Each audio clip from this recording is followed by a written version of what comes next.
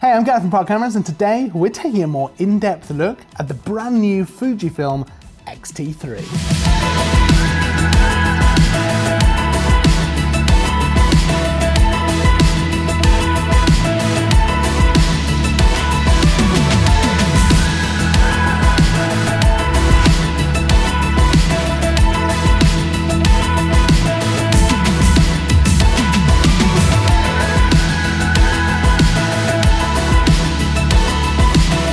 Okay, so we had some time with the Fujifilm X-T3 at the launch event, but at the time we weren't allowed to show you any images or video or anything like that from the camera.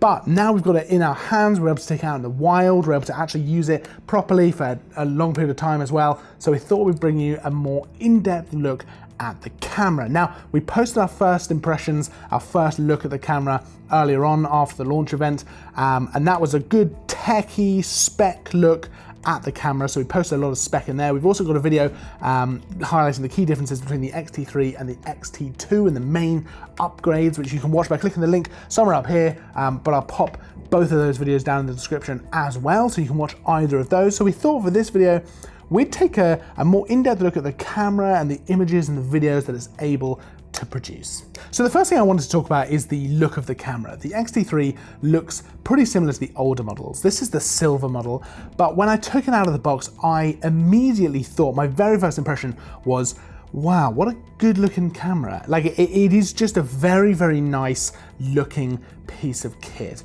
And as with all the X series cameras, it's got the dials on the top which allow you to quickly and easily change different settings. So for example, you've got the ISO, the shutter speed, the exposure compensation, and not only do they look great, they are actually super helpful as well. They're very easy to just glance at to check your settings. Now the camera itself is nice and small, but it feels really good in the hands, and a big part of that is this grip on the side. So it's just deep enough to allow you to hold it really well and provide a good grip for the camera, but it's not so deep that it kind of completely unbalances the system and just overdoes it for the size of the camera. So they've done a really good job there. And while we're talking about the body, I think it's really important to talk about the viewfinder and the screen as well. So with the electronic viewfinder, this is one of the best electronic viewfinders I have ever used. Generally, I don't really enjoy using electronic viewfinders just because of the look of it, and I obviously prefer optical viewfinders for pretty obvious reasons, but this one actually looks really good. It's big, it's bright, and most importantly, it's nice and sharp and nice and clear.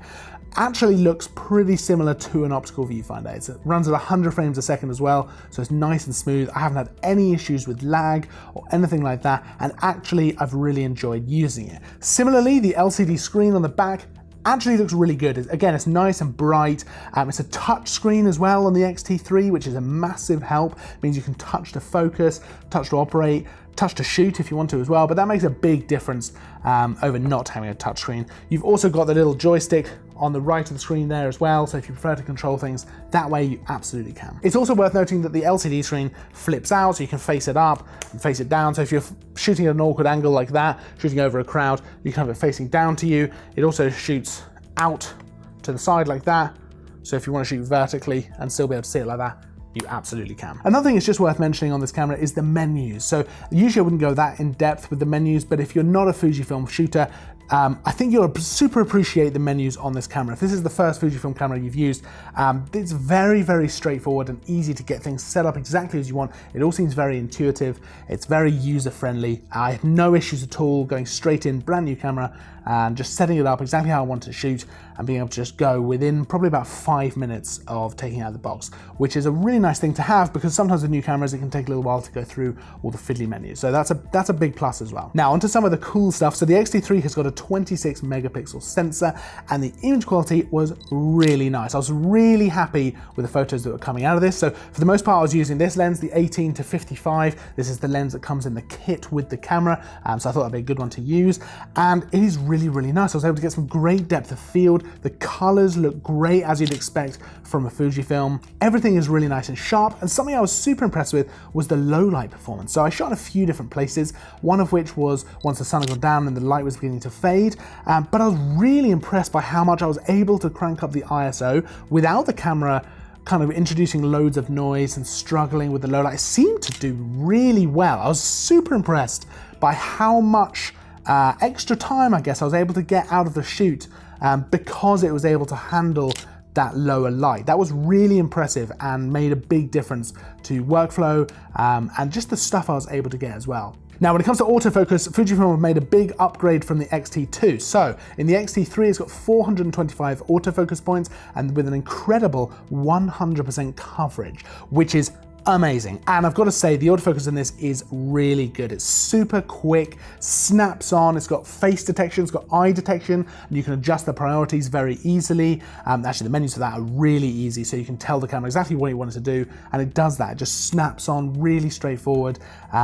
Can't fault it at all, actually. It was nice and quick. 100% coverage is incredible as well, but yeah, I had absolutely no issues with that at all, even in lower light as well. Now, another area Fujifilm have really made a massive push with the X-T3 is the video capabilities. So with the X-T3, it can now shoot 4K at up to 60 frames per second, which is incredible. It can shoot full HD 1080p at up to 120 frames per second, which if you watch some other videos, you'll know is one of my favorite frame rates to shoot at, because things just look so good. I shoot almost all of my B-roll at that frame rate because the slow motion in that just looks amazing, gives you a lot of options in post as well, and it looks so good here. I'm always so happy when new cameras feature 120 frames a second, and no different here. It just looks really, really good. It's also worth noting that it can output via HDMI at 422 at 10-bit. When you consider it's got a headphone jack and a mic jack as well, this is a really good system for videographers and filmmakers and people like that. It's a really good camera for videos, actually, especially considering the price point as well. It's a very, very competent system for videographers. So overall, this camera has been an absolute joy to use. In terms of an upgrade from the X-T2, this is definitely a worthy upgrade, which is really nice. It's not an incremental upgrade. They've put loads of stuff in there. They've absolutely packed it full of stuff, and I will definitely be getting my hands on it again as soon as possible because I have genuinely really, really enjoyed shooting with it. Now, if you have any questions at all, pop them down below. Make sure to hit the like button. Make sure to subscribe if you're not already. I'll see you in the next video. And as always, thanks for watching.